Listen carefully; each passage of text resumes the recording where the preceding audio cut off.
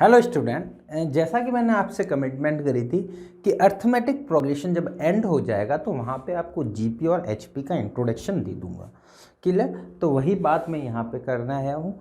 GP और HP के बारे में इंट्रोडक्शन देखेंगे, देन उसकी मतलब थोड़े थोड़े फॉर्मूले जो अपने यूज़ आ सकते हैं, देन फाइनली कुछ क्वेश्चन है, 2-4 क्वेश्चन जो आपके एनटीसी स्टेज 1 में डिफरेंट स्टेट में पूछे गए, आपके कर्नाटका स्टेट में थोड़े ज़्यादा क्वेश्चन पूछे गए, तो मे भी हो सकता है कि कर्नाटका स्टेट की बुक में वो चैप्टर वो मेंशन करा हुआ हो। क्लियर? तो सबसे पहले ज्योमेट्रिक प्रोग्रेशन जीपी। जीपी क्या होता है? जीपी जैसे अपन एचपी में क्या होता है, एक कांस्टेंट नंबर को ऐड करते जाते, तो यहाँ पे क्या होता है, एक कांस्टेंट नंबर को प्रोडक्ट करते जाओ। सपोज देखो, इसको एक कांस्टेंट नंबर आर से प्रोडक्ट करता हो तो ए आर आया, अगले और एक बार आर से प्रोडक्ट कर देता हूँ तो ए आर स्क्वायर आ गया, अगेन मैं आर से प्रोडक्ट कर देता हूँ तो ए आर क्यूब आ गया, सो ऑन चलता जाएगा चलता जाएगा। तो ये आपकी हो गई है जीपी। ठीक है, इसका सपोज मैं एग्जाम्पल लूँ तो 2, 4, 8, 16, 32 सो ऑन। क्लियर? तो ये आपकी एक जीपी हो गई। ठीक है, 2 से मल्टीप्लाई होता जा रहा है। क्लियर? चलो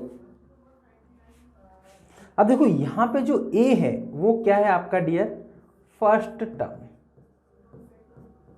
ठीक है, और जो आपका आर है वो डियर होता है कॉमन रेशियो। ठीक है, अब देखो, जब अपन एपी में बात करते थे, ठीक है, एपी में बात करते थे तो सॉरी हाँ, एपी में बात करते जो कॉमन डिफरेंस होता था वो क्या होता था, an-1 है ना। मतलब कोई भी दो टर्म, कोई nth टर्म लो और उसकी पिछली टर्म को माइनस कर दो तो डी आता था। तो यहाँ पे सेम यही है, कोई भी टर्म लो, जैसे सेकेंड टर्म में से फर्स्ट टर्म का डिवाइड करो, थर्ड अप में सेकेंड टर्म का डिवाइड कर दो, है ना, फोर्थ टर्म में आप थर्ड टर्म का डिवाइड कर दो, है ना। तो सबकी वैल्यू कॉमन रेशियो के इक्वल आएगा हमेशा। ठीक है, तो यहां पे भी मैं सपोज आर लिखना चाहूं तो क्या होगा, nth टर्म में उसकी पिछली वाली टर्म का डिवाइड कर दो, तो ये आपका क्या होता है, आर कॉमन रेशियो। ठीक है, जैसा एपी में होता था सब्ट्रैक्ट करना ही होती है, कोई भी टर्म है उसके जस्ट ये जनरल फॉर्म होती है ना। बाकी एपी का आर क्या होता है, कोई भी दो कॉन्जुगेटिव टर्म का डिवाइड कर दो तो वो जो आपको मिलेगा वो क्या मिलेगा, एपी का जीपी का कॉमन रेशियो मिल जाएगा। ठीक है डियर,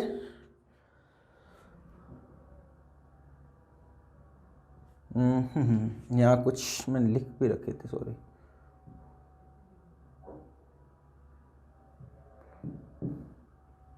को डिलीट कर देते अपन। ठीक है, अगला डियर आता है nth term of AP, nth term of AP और जीपी, सॉरी। ठीक है, ज्योमेट्रिक प्रोग्रेशन का nth टर्म। ठीक है, तो यहां देखो, पिछले वाले में देखो, यहां पे देखो, सेकेंड टर्म था तो r की पावर 1 थी, थर्ड टर्म था तो r की पावर 2, फोर्थ टर्म था तो r की पावर 3, तो r की जो पावर थी वो एक कम है, तो यहाँ पे जो nth टर्म होगा वो क्या होगा डियर, a r की पावर n-1। ठीक है, जैसे वहाँ पे फॉर्मूला होता था a plus n-1 into D, वैसे वैसे यहाँ पे nth टर्म का फॉर्मूला है। सपोज मेरे को AP बोली, सपोज एग्जांपल लेता हूँ 3, 9, 27, 81 सो ऑन, है ना।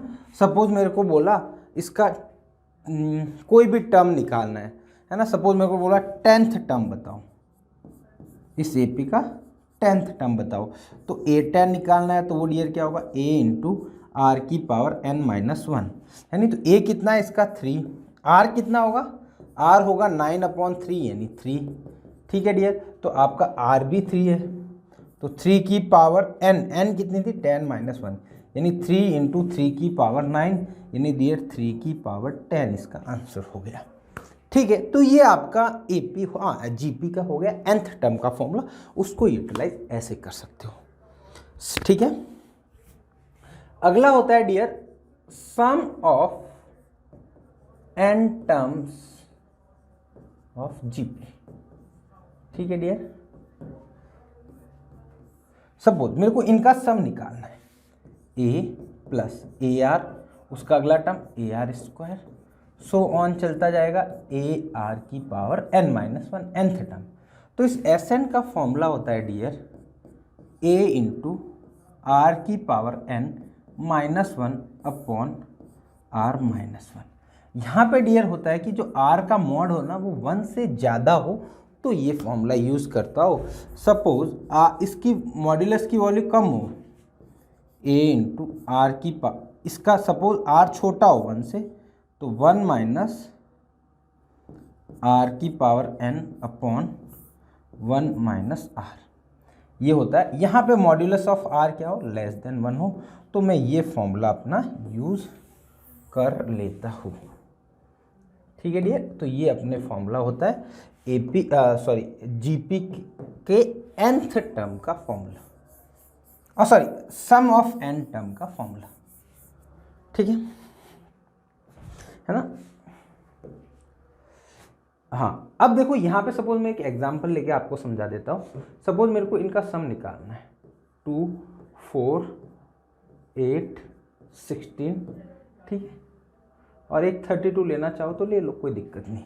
इनका सपोज मेरे को सम निकालना है, तो ये देखो 5 टर्म है, सभी जीपी में है, तो मेरे को एक्चुअल में निकालना है S5, तो वो होगा डियर a इंटू आर की power n minus one upon R minus one. और डियर यहाँ पे r देखोगे आप तो r क्या होता है, 2 टर्म का डिफरेंस, तो r इक्वल टू 4/2 यानी 2 आया, यानी 1 से ज़्यादा है, तो ये पहला वाला फॉर्मूला है। वैसे Sn वाला उतना यूज़ नहीं होगा। ठीक है डियर, तो यहाँ पे आपको S5 निकालना है ना। तो S5 a कितना है डियर 2, r कितना है 2, 2 की पावर कितने टर्म है, 5 टर्म है, -1 divided by r minus one यानी 1, 2 इंटू 2 की पावर 5, 2 की पावर 5 हो जाएगा 8, 8 इंटू 4 यानी 32 हो जाएगा, 32 माइनस 1, तो ये हो जाएगा 62। अब देखो इनका सम ऐसे भी कर लो ओरली, 6 और 8 कितना हो गया, 6 और ये सपोज ये हो गया 16, और ये हो गया आपका 8, 12 और 2 14, 14 और 16 30, 30 और 32 62, तो सम 62 आया। तो ये हो जाता है जीपी के n टर्म का सम का फॉर्मूला। क्लियर डियर, ठीक है। एक अगला फॉर्मूला है, बहुत इंपॉर्टेंट फॉर्मूला, मतलब सम ऑफ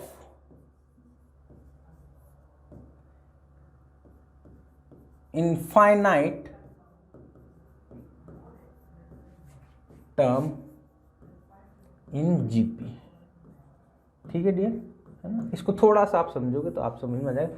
यहाँ पे क्या है डियर, एक जीपी का सम निकालना है, यहाँ पे जो r है वो लेस देन 1 होना चाहिए। ठीक है, 1 से छोटा होगा तभी लगेगा। सपोज एक जीपी दी हुई है अपने को, ठीक है, इसका सम निकालना a plus A R plus A R square plus A R cube so on, infinite term है, इनका सम निकालना है। तो इसका जो इनफाइनाइट टर्म है, सबसे इंपॉर्टेंट वर्ड है इनफाइनाइट टर्म, तो इसका s का फॉर्मूला होता है dear s equal to a upon 1 minus R. ठीक है, ये सम का टर्म, सम का फॉर्मूला होता है। ठीक है, अब इसका सपोज अपन एक एग्जांपल देख लेते तो आपको ज़्यादा अच्छे से क्लियर हो जाएगी चीज़ें। ठीक है, इसका एग्जांपल देख लेता हूँ सपोज। तो एग्जांपल ये है डियर, आपको ये निकालना है 1 plus 1/2 plus 1/4 plus 1/8 so on infinite. इसका देखो a तो 1 है, r निकालोगे तो 1/2/1 है, मतलब ये a जीपी है। आप देखोगे ना, इसका अपॉन करोगे तो 1/2 आएगा, इसका इसके अपॉन करोगे तो भी 1/2 आएगा। ठीक है, तो इसका s हो जाएगा dear a upon 1 minus R. तो a क्या था डियर 1 माइनस 1/2, तो डियर इसका आ जाएगा सिंपली 2। तो ये इनफाइनाइट जीपी, इसको क्या बोल सकते हो, इनफाइनाइट जीपी। ठीक है, ऐसा बोल सकते हो। क्लियर, ये इनफाइनाइट टर्म ऑफ जीपी है जिसमें आपका मॉड्यूलस ऑफ आर क्या है डियर, लेस देन 1 होता है। ठीक है, अगला अपना है ज्योमेट्रिक मीन। है ना, ये कुछ लिखे हुए इस वजह से थे डियर कि मैंने एक वीडियो बना लिया था, उसमें साउंड नहीं आई थी, तो पुराना वापस पूरा बना लेते एक बार। ज्योमेट्रिक मीन, जैसे देखो है ना, अपन ने एपी का पढ़ा था अर्थमेटिक मीन, तो arithmetic mean of A and B, A और बी का अर्थमेटिक मीन क्या होता है dear, A plus B by 2, ठीक है, ये होता है अर्थमेटिक मीन, ठीक है, कोई भी दो नंबर, ठीक है। या फिर इसको ऐसा भी पढ़ सकते हो, यहाँ पे ए और बी नहीं लिख के डियर सी लिख लेता हूँ सब, है ना, या फिर ऐसा भी बोल सकते हो, if A comma B comma C in A P, तीन नंबर आपके ए पी में है, तो मिडल वाला जो टर्म होगा डियर वो फर्स्ट और लास्ट टर्म का एवरेज रहेगा। किस केस में, ये ए पी के केस में, ठीक है। तो सेम यहाँ पे भी सेम चीज यही होती है। अब ये बोलता हूँ if A comma B comma C in GP, ठीक है डियर, आपके जीपी में है, तो इसका मतलब क्या होगा, तो देखो तीन टर्म जीपी में, तो सेकेंड अपॉन फर्स्ट कर दूं, ठीक है, और थर्ड अपॉन सेकेंड कर दूं, तो सम तो दोनों मिला के ये वैल्यू किसकी आ रही तो है, कॉमन रेशियो हो तो फिक्स आना। ये कैसे आया, ये वाला जो एपी है ना कैसे आया, देखो इसको आप थोड़ा सा देखो, सेकेंड माइनस फर्स्ट, ये डी है, डी निकाल रहा हूं, ठीक है, फिर थर्ड माइनस सेकेंड, दोनों इक्वल होना चाहिए। अब इसको 2b को बी को इधर ले जाओगे, 2b इक्वल टू आ जाएगा c प्लस ए, तो b आ जाएगा c प्लस ए बाई 2। तो सेम चीज यहाँ पे ही होने वाली। अब इन दोनों को इक्वेट करा, क्रॉस मल्टीप्लाई कर दो डियर, तो b स्क्वायर इक्वल टू क्या आ जाता है, ac, ठीक है। तो ये बात हुई अपनी ABC, तीन टर्म जीपी में है, तो मिडल वाले टर्म का स्क्वायर रिमेनिंग टू टर्म के प्रोडक्ट के इक्वल होगा। कब, जब तीन टर्म क्या हो आपके जीपी में हो तो, ठीक है। अब इसी चीज को मैं दूसरी तरीके से लिख सकता हूं, GM of geometric mean of A and B, A and C क्या होगा डियर, वो हो जाता है dear root over A C. यहां पे ऐसा लिख सकता हूं, बी इक्वल टू क्या होगा डियर, रूट ए सी। तो यही इनका ए सी का क्या कहलाता है, ज्योमेट्रिक मीन। तो geometric mean of A and C क्या हो जाता है dear, root of A C, ठीक है। तो ये चीज होती है ज्योमेट्रिक मीन का। इसका एक क्वेश्चन भी है, वो भी आगे डिस्कस कर लेंगे। सपोज मेरे को पूछा 4 और 9 का ज्योमेट्रिक मीन क्या होगा, तो 4 और 9 का प्रोडक्ट कर दो, कितना है 36, है ना, उसका रूट निकाल दो, तो 6 ज्योमेट्रिक मीन होगा। क्लियर डियर, चलो आगे देखते हैं अपन HP, हार्मोनिक प्रोग्रेशन, ठीक है। इसमें इतने SN AN वाले फॉर्मूले नहीं है, इसमें सिंपल सा ये है, if A1 comma A2 comma A3 comma so on AN are in HP, ये टर्म आपके HP में है ना, तो इसका मतलब सिंपल सा होता है कि 1/A1, इसका रेसिप्रोकल ले लो, 1/A1 comma 1/A2 comma 1/A3 comma so on 1/AN in AP। मतलब कोई भी टर्म HP में है तो उनके रेसिप्रोकल ले लो, तो वो किस में हो जाएंगे, AP में हो जाएंगे, ठीक है। अब मेरे को बोले कि ये सपोज मेरे को AP, ये इसको मैं कैपिटल A1 बोल देता हूँ, ठीक है, ये पहला टर्म, दूसरा टर्म, तीसरा टर्म, ये लास्ट टर्म, ठीक। अब मेरे को बोला गया है कि HP का लास्ट टर्म निकालो, ठीक है। तो क्या करूँगा, ये मेरी GP में AP में है, ये AP में है, इनका D निकाल दूंगा, D कितना आएगा डियर, 1/A2 माइनस 1/A1, ठीक है सर, ये तो आपने D निकाल दिया। अब इसका nth का फॉर्मूला लगा दो, first term plus n-1 into D. पहली टर्म क्या है इस AP की, पहली टर्म है A1 और nth टर्म क्या हो जाएगी, n-1 इंटू डी, क्या है डियर, 1/A2 माइनस A1। अब मेरे को बताओ डियर, जो AP की जो nth टर्म है और HP की जो nth टर्म है, उसमें रिलेशन क्या होगा, रेसिप्रोकल होगा। तो अब HP की nth टर्म निकालनी होगी, मतलब आपको जो AN की वैल्यू, स्मॉल AN की वैल्यू क्या होगी डियर, 1/AN, कैपिटल AN, ऐसा बोल दूं, है ना। इसका रेसिप्रोकल करोगे तभी आएगा, तो इसका रेसिप्रोकल करें। इतना डिटेल में नहीं आएगा ये सब 11th के पोर्शन में, बट थोड़ा सा आप ध्यान रख लो। क्लियर। उसके बाद अगला है डियर अपने, एक और देख लो, हार्मोनिक मीन।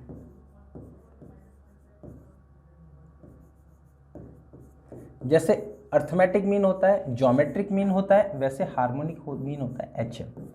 ठीक है ना। तो इसमें क्या होता है dear, if A, B, C in HP। ठीक है डियर। ठीक है, तो 3 आपके HP में है तो क्या होगा, रिलेशन क्या मिलेगा। अब मेरे को बताओ, 3 नंबर HP में है तो मतलब 1/A, 1/B, 1/C इन AP। और जब AP में होते हैं तो मिडल टर्म का डबल क्या होता है, बाकी 2 टर्म के सम के इक्वल होता है। या फिर ऐसा लिख सकते हो, इसका D निकाल दो, 1/B minus 1/A equal to 1/C minus 1/B, है ना। B को इधर ले आओ तो 2/B इक्वल टू हो जाएगा डियर 1/A प्लस 1/C। ठीक है, इसको सिंप्लीफाई कर दो तो ये हो जाएगा dear A plus C by AC। तो यहाँ से डियर आप सिंप्लीफाई करोगे, इसको सिंप्लीफाई करोगे तो इसका मतलब ये हो गया, 3 नंबर HP में है तो it's mean B equal to क्या होगा, 2AC upon A plus C। ठीक है, ये होगा, है ना। ये टर्म B इधर ले लो, ये क्रॉस मल्टीप्लाई करा। ठीक है, इसी प्रकार अपन यही बोल सकते HM of harmonic mean of A and C। A और C का हार्मोनिक मीन क्या होता है डियर, हार्मोनिक मीन ये होता है dear 2AC upon A plus C। ठीक है, तो ये चीज़ें है थोड़ी सी आपको ध्यान रखना। ठीक है, 2 नंबर है AC, उसका अर्थमेटिक मीन क्या होता है A plus C/2, geometric mean क्या होता है √AC, harmonic mean 2AC upon A plus C। ठीक है, और 3 नंबर HP में है तो मिडिल वाला नंबर का इन दोनों से ये रिलेशन होता है। Clear dear. ये थोड़ा सा अपने इंट्रोडक्शन बोलो या फिर डिटेल में जो भी अपने यूजफुल है, इतनी चीज़ें बहुत है, ये अपने स्टडी कर ली। अब देखो, अब क्वेश्चन सॉल्व कर लेते हैं। ये देखो कहाँ का है, महाराष्ट्र का आया हुआ है 2019 में। ठीक है, ये तो महाराष्ट्र का है। बोला है कि geometric mean of this is this, है ना, 21। तो आपको बताओ GM of 21 minus x comma 35 minus x, इसका GM क्या होगा डियर। ठीक है डियर, इसका GM होगा √21 minus X into 35 minus x. और इसने बोला कि ये GM किसके इक्वल है, 27 माइनस एक्स, यानी √21 minus X into 35 minus X equal to equal to 27 minus X. बस यही तो है। अब दोनों साइड में स्क्वायर कर देता हूँ, तो स्क्वायर करूँगा तो इधर रूट हट जाएगा, 21 minus X into 35 minus X equal to 27 minus X का होल स्क्वायर। एक्स स्क्वायर की वैल्यू पूछी तो यहाँ सिंप्लीफाई करो डियर, प्रोडक्ट करो तो 21 इंटू 35 आएगा, माइनस 21 और 35 हो जाएगा 36, 35, 56x माइनस एक्स स्क्वायर, अब plus X square equal to ये हो जाएगा डियर 27 का स्क्वायर, कुछ गड़बड़ करी क्या, देखते हैं, plus 56x minus 56x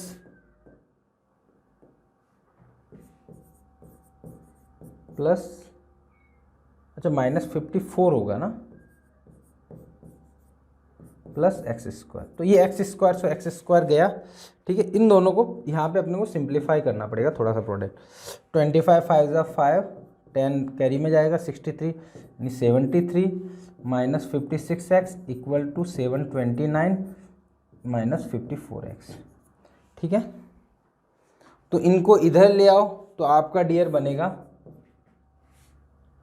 -2x, या फिर उधर ले जाओ तो प्लस का 2x, तो 2x इक्वल टू हो जाएगा डियर, ये सब्ट्रैक्ट कर दो तो 6 बनेगा, तो x इक्वल टू 3 हो जाएगा, तो x स्क्वायर इक्वल टू क्या होगा dear 9, X square equal to 9 ऐसा ऑप्शन है, तो option D will be correct. आसान सा क्वेश्चन है, ज़्यादा कोई डिफिकल्ट क्वेश्चन है नहीं ये। अगला क्वेश्चन ये देखो, सिंपल सा अपन ने जो पढ़ा है ABC वाला, ठीक है। देखो पहले में क्या बोला, ABC इन GP मतलब B square equal to AC, ठीक है। B square equal to AC बोल दो, या फिर B इक्वल टू बोल दो रूट AC, या फिर B इक्वल टू AC की पावर 1/2। तो ऐसा कोई ऑप्शन है क्या? हाँ डी ऑप्शन है, तो पहले का तो आपका डी हो गया। दूसरा बोला ABC इन AP, है ना, ABC इन AP का मतलब मिडल वाला टर्म, बचे हुए दो टर्म का क्या होना चाहिए डियर? एवरेज। ये कर्नाटका का क्वेश्चन है, देखो दो टर्म का एवरेज होना चाहिए, तो ये वाला ए ऑप्शन है ना। 2B इक्वल टू लिख सकता हूँ A + C, ठीक है। अब थर्ड वाला, थर्ड क्या बोला, तीन टर्म HP में, ABC HP में, तो B इक्वल टू क्या होता है dear 2AC upon A + C। इसको क्रॉस मल्टीप्लाई कर दो तो A + C equal to 2AC upon B, ये भी बोल सकते हो। तो ये ऑप्शन करेक्ट हो गया, तो इसका क्या हो गया डियर B, ठीक है। तो फर्स्ट का D, सेकंड का A, थर्ड का B, तो option C will be correct, है ना। आसान सा क्वेश्चन है, बहुत इजी क्वेश्चन है, आपको ये पता होगा। तो ये कर्नाटका का क्वेश्चन है ना। अगेन एक और कर्नाटका का ही है, हाँ ये कर्नाटका का ही है, ठीक है। ये देखो इनफाइनाइट टर्म है, ठीक है। तो y equal to A + A² + AQ + so on infinite. अब देखो इसका फर्स्ट टर्म क्या है A, R क्या है डियर A²/A, यानी A भी इसका R है, ठीक है। तो बताओ मेरे को सम का फॉर्मूला क्या होता है, y equal to A/1 - R होगा, क्योंकि इनफाइनाइट सीरीज है और जो कॉमन रेशियो है A की वैल्यू 1 से छोटी है, तो y इक्वल टू A तो वैल्यू A ही है, R की वैल्यू 1 - A हो जाएगा। अब आपको क्या निकालना, A की वैल्यू निकालनी, तो इसको सिंप्लीफाई करना पड़ेगा डियर। इसको क्रॉस मल्टीप्लाई कर दो तो y - AY इक्वल टू क्या हो जाएगा A। इसको उधर ले लो तो y equal to A + AY, इधर आप A कॉमन ले लो डियर, तो अंदर बचेगा 1 + y, तो A आ जाएगा डियर y अपॉन 1 + y, ठीक है। ऐसा कुछ ऑप्शन है क्या, A equal to y upon y - 1 + y, ठीक है। तो option A will be correct dear. Again अगला question, AM, A is AM of two positive number. तो AM है, तो दो नंबर का AM क्या होता है A + B/2, ठीक है सर। और क्या बोला है, GM of two number is G, तो GM क्या होता है डियर, दोनों का स्क्वायर रूट ले लो प्रोडक्ट करके। अब इसकी वैल्यू निकालने के लिए बोला है, √A - √B का होल स्क्वायर, स्क्वायर दोनों जगह स्प्लिट कर देता हूँ, 2 का स्क्वायर, A - B का स्क्वायर, A² + B² - 2AB, ठीक है, अपॉन 2, ठीक है। अब देखो यहां से बताओ A + B की जगह मैं क्या लिख सकता हूँ, 2A लिख सकता हूँ, हाँ सर लिख सकते हो।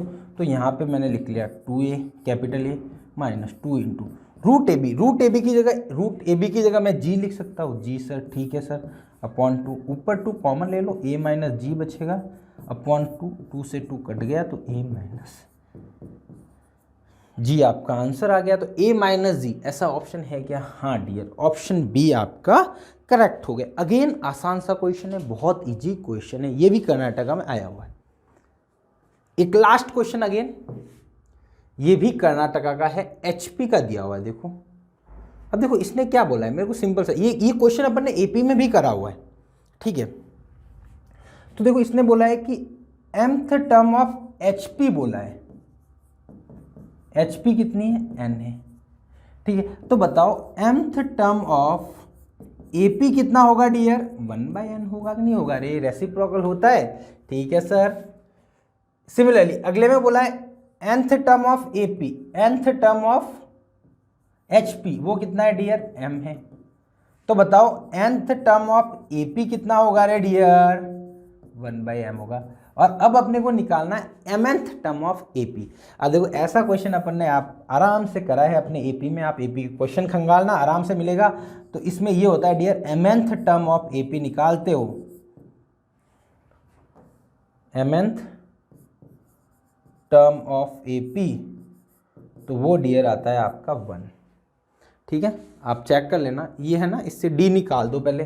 तो डी निकालोगे तो क्या आएगा, ये डियर आपकी एम है और ये एन गिवन है एपी का, है ना। तो डी निकाल दो, शायद यही आएगा। डी निकालोगे तो 1 बाई दिस माइनस दिस, तो m माइनस एम 1/mn आ जाएगा।